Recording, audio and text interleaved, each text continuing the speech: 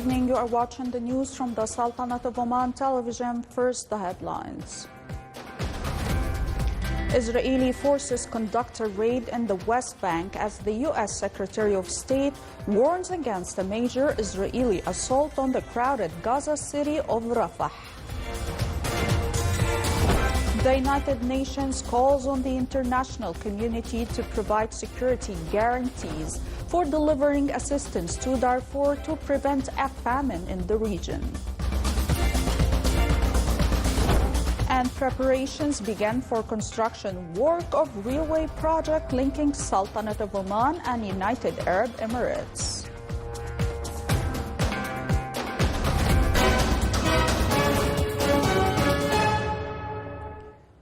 Those were the headlines. Now for the news in detail. Israeli forces today were conducting a raid in the town of Deir al-Ghussun near Tal Karam, surrounding a house and partially demolishing it. Continuous exchange of fire could be heard in the area during the operation, which started overnight and continued throughout the morning. Violence in the West Bank had already been on the rise before the war in Gaza began in October. The West Bank and Gaza are among the territories which the Palestinians seek for an independent state. U.S. brokered peace talks broke down a decade ago. The Palestinian death toll in the Gaza Strip from the ongoing Israeli attacks had surpassed 34,600, the health ministry in Gaza announced yesterday. During the past 24 hours, the Israeli army carried out 3 military operations in Gaza, killing 26 Palestinians and injuring 51 others. This brought the total death toll to 34,622, including 496 medical workers, and injuries to 77,867 since the conflict erupted last October. U.S. Secretary of State Antony Blinken renewed his warnings against a major Israeli assault on the crowded Gaza city of Rafah, saying Israel has not presented a plan to protect civilians. Absent such a plan, we can support a major military operation going into Rafah because the damage it would do is beyond what's acceptable, Blinken told the McCain Institute's Sedona Forum in Arizona. Ahead of his talks with Blinken, Netanyahu vowed to push ahead with an assault on the southern Gaza city of Rafah to root out Hamas regardless of the outcomes of the negotiations for a temporary ceasefire that would involve the release of hostages. President Joe Biden's administration has repeatedly warned Netanyahu's government against moving on to Rafah, where some 1.4 million Palestinians have taken shelter after fleeing the Israeli assault in response to the October 7th attack. The United Nations World Food Programme warned that time is running out to prevent starvation in Darfur and called the international community to help provide access and safety guarantees to deliver assistance in the region. Intensifying clashes in North Darfur's capital, El Fasher, are hindering efforts to deliver food assistance. Access constraints are jeopardizing plans to provide assistance to over 700,000 people. A UN spokesman said WFP urgently requires unrestricted access and security guarantees to deliver assistance to the families struggling for survival amid devastating levels of violence. She added the window to avert this is rapidly closing.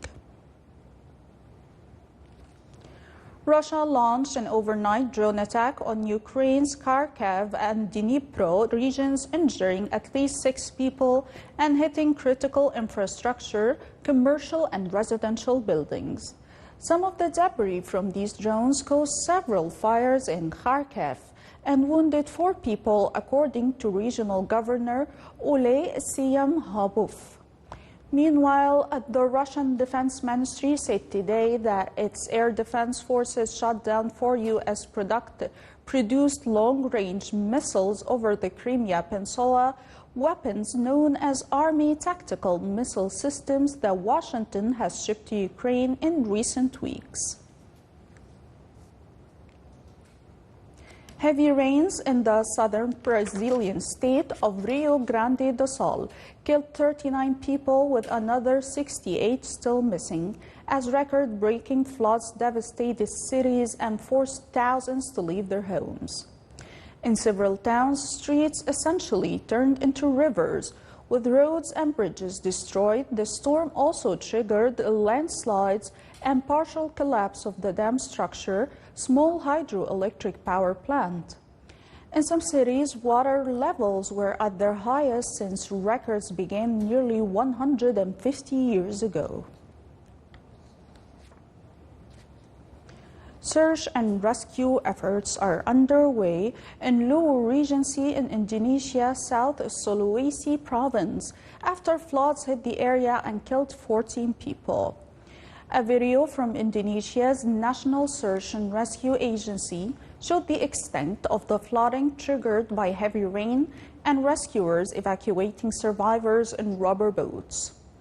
The early morning floods in Luwu Regency affected more than 2,000 families and damaged more than 1,900 houses, though the water levels have since started to reduce in some areas.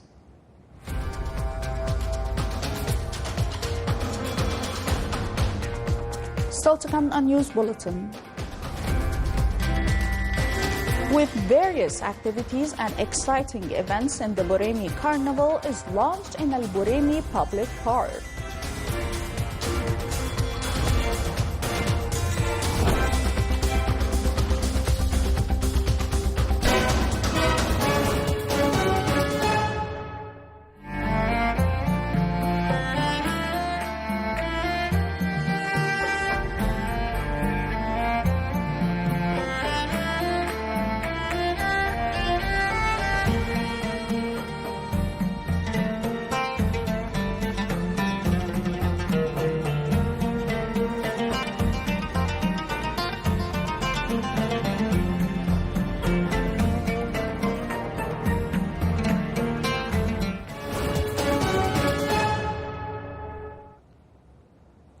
Welcome back to the news from the Sultanate of Oman television.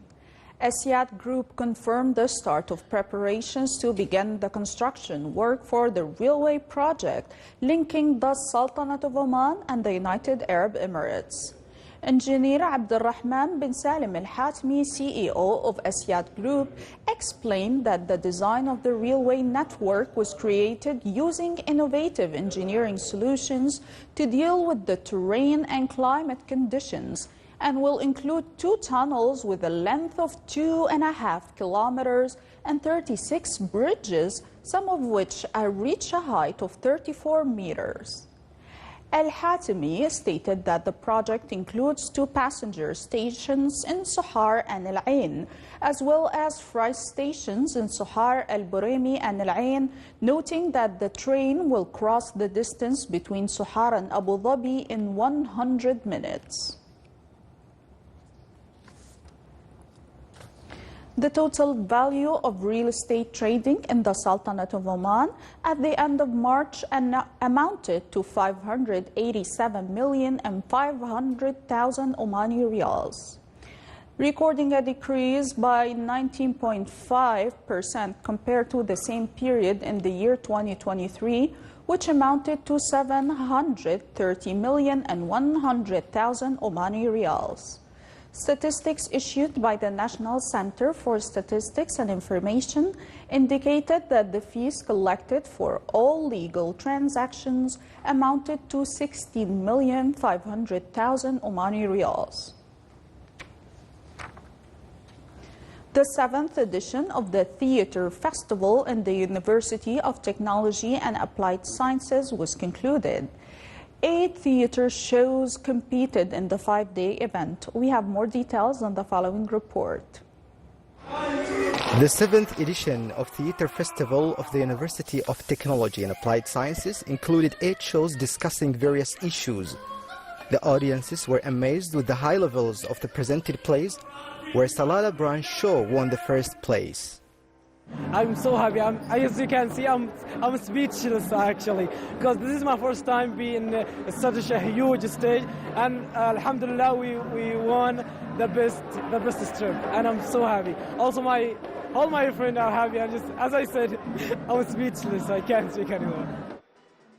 The festival included various awards such as the Best Show, the Best Main Actor, the Best Main Actress, the Best Director, the Best Sound Effects, and the Best Decor, and other awards that almost 150 students competed for. Our show won the 3rd Best Show Award here in the 7th Theatre Festival. I just want to show my gratitude and appreciation to our team. I think that we deserve this, and we even deserve better. And I hope that we go higher and higher next years.